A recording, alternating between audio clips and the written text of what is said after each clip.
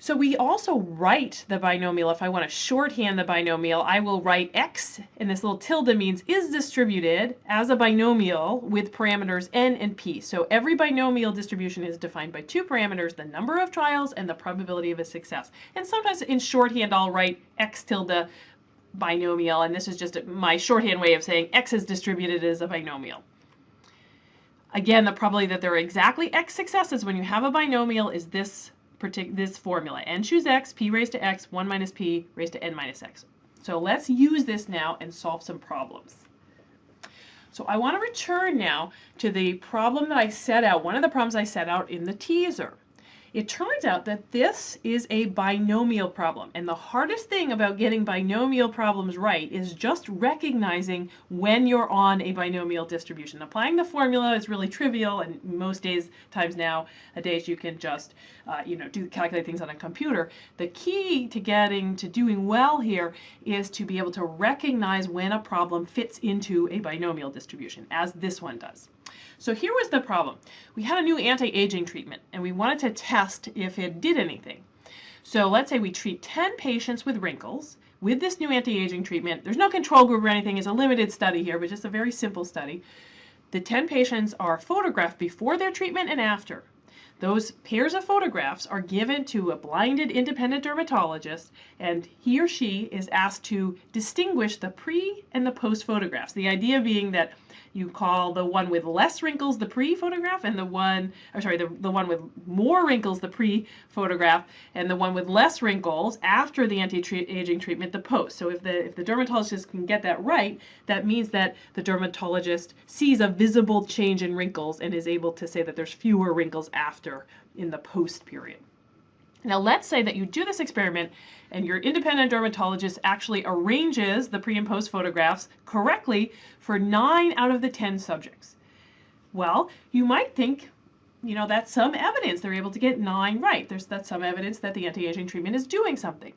On the other hand, you also might look at those data and say, well, but if the dermatologist was just guessing, they could just guess their way to getting 5 of those right? It would be easy to just guess and to get 5 correct. So is 9 really that much better, or is that just lucky guessing? So we want to answer the question. We want to set the problem up in the following way. We want to say, well, let's assume that the anti-aging treatment doesn't do anything. It's completely ineffective. What's the probability that the dermatologist could have gotten at least 9 right purely by lucky guessing? And getting 10 right would be even better. So we're going to say at least 9. If they got 9 or 10 right, is that evidence that the anti-aging treatment works?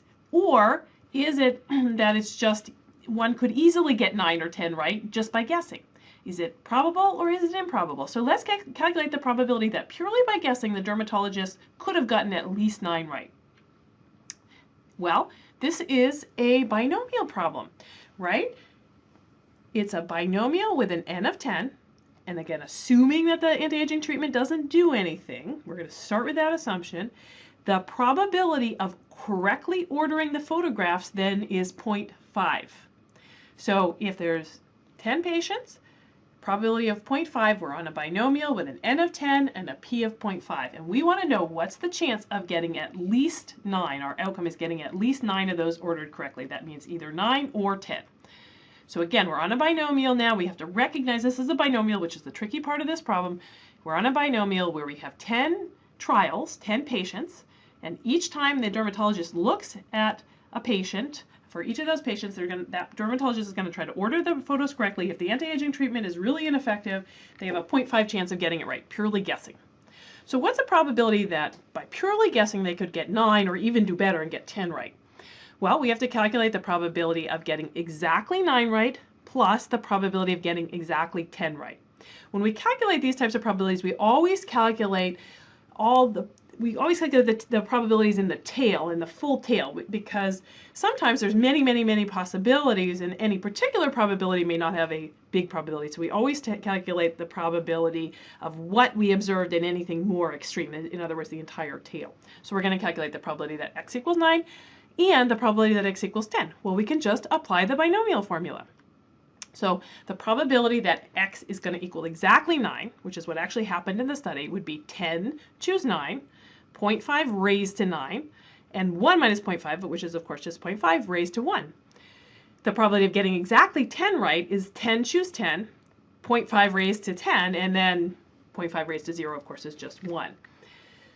Well, we can do out the choosing function just for practice. So 10 choose 9 is 10 factorial divided by 9 factorial times 1 factorial. That's just equal to 10 if you solve it out. 10 choose 10 is just equal to 1, 10 factorial divided by 10 factorial. So we can calculate this out, and the total probability here turns out to be 1.1%. So if the anti-aging treatment did nothing, that dermatologist would have only had a 1.1% chance of getting at least 9 right. And so that's pretty low, so we might then believe that the anti-aging treatment is actually doing something. And this is an introduction to the calculation of a p-value, which we will start talking about next week. But I just want to show you here, I actually did out all the possible outcomes, all the probabilities for all the possible outcomes here, just to show you the full binomial distribution here. What were the possible outcomes? Well, the dermatologist could have gotten 0 right. In fact, if he or she got 0 right, this means that he misordered all of them. So that, in other words, all of them were put post first and pre second. That would suggest that the anti-aging treatment actually had a negative effect on wrinkles, increased wrinkles. You can get anywhere from 0 all the way up to 10 orderings correct. 5 is the most common if you're just guessing. Then I took the binomial probabilities and I calculated the probabilities of each one of those outcomes. And notice that if you add those up, they do indeed sum up to 1, because one of those outcomes has to occur. Another practice problem. Let's say you're conducting a case control study of smoking and lung cancer. And the probability that a particular lung cancer case is a smoker is 0.6. You have a group of 8 cases. I want to know, this is a binomial probability distribution because each case has the same probability, 0.6, of being a smoker. So I want to ask, what's the probability that in that group of 8 cases you end up with less than 2 smokers? What's the probability that you end up with more than 5? And notice now I'm asking to give the probabilities not for an exact number, but for a range of values. That means that you're going to have to calculate multiple binomial probabilities. So to calculate the probability of less than 2, you have to calculate the probability of 0 and the probability of 1. To calculate more than 5, you have to calculate the probability of 6 and 7 and 8. You can see that doing out binomial probabilities is a little bit tedious. For the most part, you'll eventually be able to do this on a computer, or it turns out there's a way to approximate binomials that we're going to learn in a future module. But let's do this out here. I actually did out the entire probability distribution just to remind you that, there's all these different possible outcomes here. There's 9 different possible outcomes, and we can calculate the exact probability of each different outcome. If we add those probabilities all up, they add up to 1. So I've applied the binomial probability formula here to calculate the probability of all possible outcomes here. If you sum those up, they add up to 1. So what's the probability of getting less than 2 smokers? That's the probability of getting either 0 or 1. So we add those 2 probabilities up. So from the chart on the previous page, it was 0.00065 plus 0.008. That turned out to be a probability of about 0.865% that we would get less than 2 smokers. The probability of getting more than 5 smokers is equal to the probability of getting 6 plus the probability of getting 7 plus the probability of getting 8. When you add those up, you get 31.68%. Now, all probability distributions have an expected value and a variance, and the binomial distribution does as well. The expected value is actually pretty easy to just reason out. Like if I said, you flip a coin 100 times, what's the number of heads that you expect to get?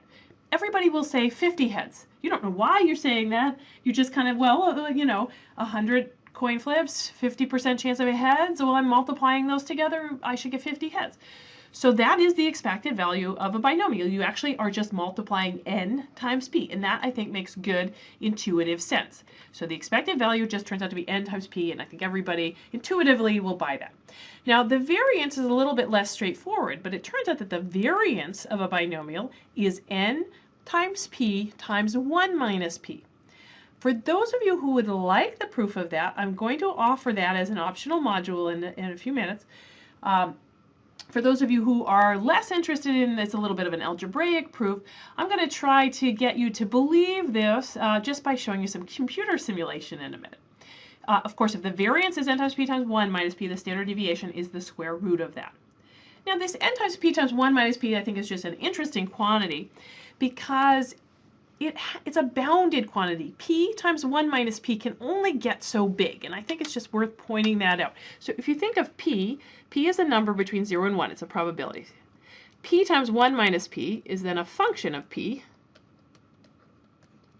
And that function, p times 1 minus p, has a maximum point. It occurs when p is equal to 0.5. So these will get bigger and bigger. P times 1 minus p will get bigger and bigger until, and it will peak at where p is equal to 0.5. So you're going to have the most variability in a binomial when p is equal to 0.5, when we have 50-50 chance. This occurs, of course, 0.5 times 0.5 is 0.25. This occurs, the biggest value you can have is a quarter. Where p is 0.5, then p times 1 minus p will be 0.25. So that means that the variance of any binomial has to be either equal to or less than n times a quarter. So a quarter of n is the maximum variance any particular binomial can have. So if you're working with a binomial where you've got a probability of success that's pretty close to 0.5 and you want to just kind of estimate the variance, you could just multiply n times a quarter to get a quick estimate of the variance. How would we use this? Why is it useful to know the expected value and variance of a binomial? Well, it turns out to be very useful to be able to know those, because now you can say what the expected, if you know you're on a binomial problem, you can easily calculate the expected value, and you can easily put a margin of error around that expected value because you know the variance. So just to apply this expected value and variance concept, let's take the problem where you have a coin that you're going to flip 100 times. If I asked you what's the expected value, the variance, and the standard deviation for the number of heads, again, I think everybody would agree without knowing anything about binomials that the expected value here should be 50. And indeed, if we see this as a binomial with an n of 100 and a p of 0.5, if I multiply 100 times 0.5, I get 50. So the expected value is easy. What about the variance and standard deviation? So the expected value is n times p equals 50. The variance is n times p times 1 minus p. So that would be 100 times 0.5 times 0.5. That comes out to be 25. Remember, I told you that the cap on variance for a binomial is a quarter of n, and that occurs, the maximum occurs when your p is 0.5. So the variance here turns out to be exactly a quarter of n. If the variance is 25, the standard deviation is the square root of that, or 5. So what does this tell us? How is this helpful or useful?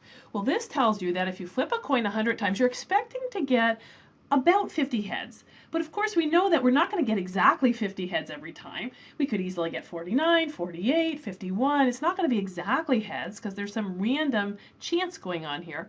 So what the standard deviation tells us is that we're expecting to get about 50 heads, and the standard deviation is sort of a margin of error. We're expecting to get about 50 heads plus or minus 5.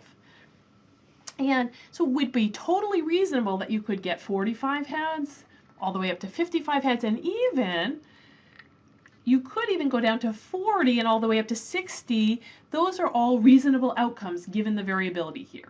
Things that get much smaller or much bigger than that turn out to be improbable. So because the standard deviation here is 5, we're expecting on average to be 5 away from 50. Now, I told you that if you didn't want to see the proof for the variance of the binomial, I would try to motivate that n times p times 1 minus p is correct by showing you a computer simulation. And we're going to start doing a lot of computer simulations next week. So this coin problem is just a nice problem to start with to illustrate the concept of a computer simulation. So what all computer simulation means is that I can have the computer flip coins virtually, and I can have the computer figure out the expected value and variance simply by flipping a lot of virtual coins. So this is the logic behind it. I would tell the computer to flip a virtual coin 100 times and count up the number of heads. That would give me one trial, one answer to the binomial. But then I would do that many times, have the computer do that many times and record all the results. The idea is that by doing it many times, I'm going to see how frequently different outcomes occur. How frequently do I get 40 heads? How frequently do I get 41 heads? How frequently do I get 70 heads? Do I even ever get 70 heads? So I have the computer repeat this over and over and over again an arbitrarily large number of times.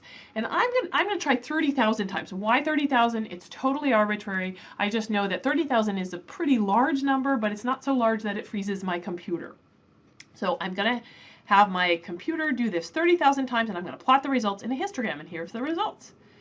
So here's what happens when I have the computer flip 100 coins 30,000 times, and every time it flips 100 coins, it counts up the number of heads. So what you notice is that the most common outcome was an outcome of 50, exactly what we expect. That occurred, though, less than 2,500 times, because you could easily get 49 heads. A lot of times we got 51 heads. And you can see as you get down towards 67, 68, and down towards 33, 32, it peters off. At 30,000 times, we never got values that big. So that tells you that those values occur very infrequently and are very unlikely. If you just look at this graphic, if you look at all the different outcomes here, the mean is 50 as expected. The standard deviation for this data set of 30,000 observations turns out to be exactly 5, exactly what the formula predicted. The other really interesting thing to notice here is that it makes a perfect normal distribution. So even though we're talking about a binomial distribution, which is a discrete distribution, it turns out that in many cases the binomial distribution ends up looking like a normal, and in a few modules we're going to see that we often approximate a binomial as a normal for that reason. The other thing to notice is because we're on a normal distribution, it's actually pretty much a perfect normal distribution, 95% of the observations are expected to fall between 2 standard deviations below all the way up to 2 standard deviations above the mean. And indeed, 95% of these observations fell between 40 heads and 60 heads, 2 standard deviations below to above the mean. So it really is on a perfect normal curve. And this technique, again, of computer simulation is going to be very useful in the upcoming weeks in this course.